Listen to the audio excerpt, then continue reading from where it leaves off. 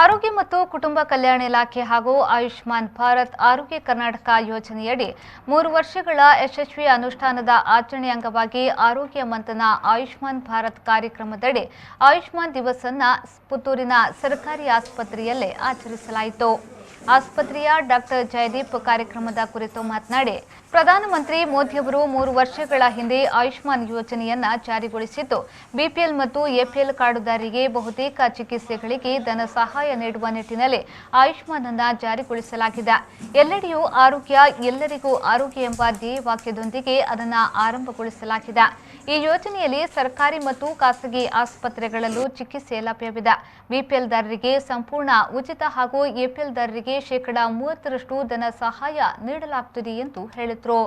ನಮ್ಮ ಪ್ರಧಾನಮಂತ್ರಿ ಮೋದಿ ಅವರು 3 ವರ್ಷದ ಹಿಂದೆ ಈ ಆಯುಷ್ಮಾನ್ ಆರೋಗ್ಯ ಕರ್ನಾಟಕ ಯೋಜನೆಯನ್ನು ಲಾಂಛನಗೊಳಿಸಿದರು। ಇದರ ಹಿಂದೆ ಯೋಜನೆಗಳಿತ್ತು, ಇಲ್ಲ ಅಂತಲ್ಲ। ಇದು ವಾಜಪೇಯಿ ಆರೋಗ್ಯ ಸುರಕ್ಷಾ ಯೋಜನೆ ಇತ್ತು, ಮತ್ತು ಕರ್ನಾಟಕ ಸರ್ಕಾರದಿಂದ ಯಶಸ್ವಿನಿ ಯೋಜನೆ ಇತ್ತು, ಹಾಗೂ ಮತ್ತು ರಾಷ್ಟ್ರೀಯ ಭೀಮಾ ಯೋಜನೆ ಒಂದು ಕಾರ್ಯಕ್ರಮ ಇತ್ತು। ಹಾಗೆ ತುಂಬ ಸ್ಕೀಮ್ಗಳಿದ್ದವು। ಈ ಎಲ್ಲ ಸ್ಕೀಮ್ಗಳಲ್ಲಿ ಕೆಲವು ಗೊಂದಲಗಳಿದ್ದವು। ಅಂದರೆ ಕೆಲವು ಸ್ಕೀಮ್ಗಳ ಪ್ಯಾಕೇಜಲ್ಲಿ ಒಂದು ರೇಟ್, ಇನ್ನೊಂದು ಸ್ಕೀಮ್ದಲ್ಲಿ ಇನ್ನೊಂದು ರೇಟ್। ಮತ್ತು ನಮ್ಮದು ವಾಜಪೇಯಿ ಆರೋಗ್ಯ ಯೋಜನೆ ಭಾಳ ಯಶಸ್ವಿಯಾಗಿ ನಡ್ಕೊಂಡು ಬರ್ತಾಯಿತ್ತು। ಅಂದರೆ ಇದರಲ್ಲಿ ಒಂದು ಲಿಮಿಟೇಷನ್ ಇತ್ತು, ಅಂದರೆ ಒಂದು ಸೀಮಿತ, ಒಂದು 7 ಗಂಭೀರ ರೋಗಗಳ ಕಾಯಿಲೆಗೆ ಮಾತ್ರ ಹಣ ಬಿಡುಗಡೆ ಆಗ್ತಿತ್ತು। ಎಲ್ಲ ರೋಗಗಳು ಅದರಲ್ಲಿ ಒಳಗೊಂಡಿಲ್ಲ।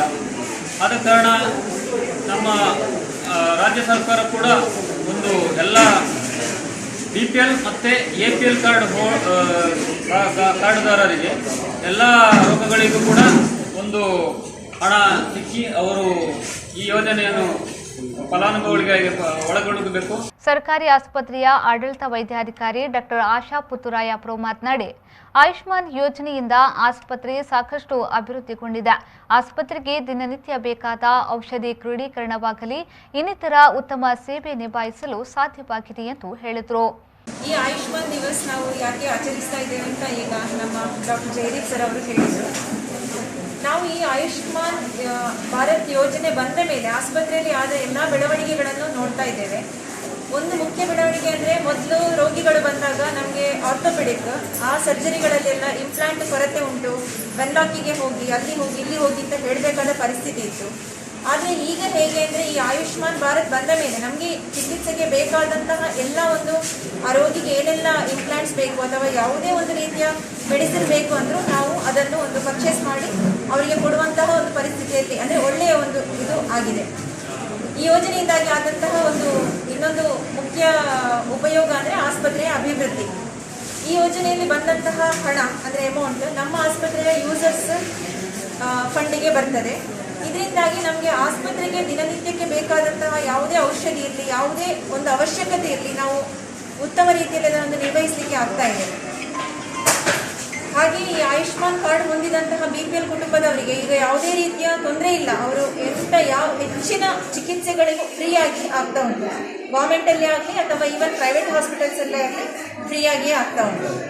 ಈ ಸಂದರ್ಭದಲ್ಲಿ ಆಯ್ದ ಫಲಾನುಭವಿಗಳಿಗೆ ಆಯುಷ್ಮಾನ್ ಕಾರ್ಡ್ ಅನ್ನು ವಿತರಿಸಲಾಯಿತು।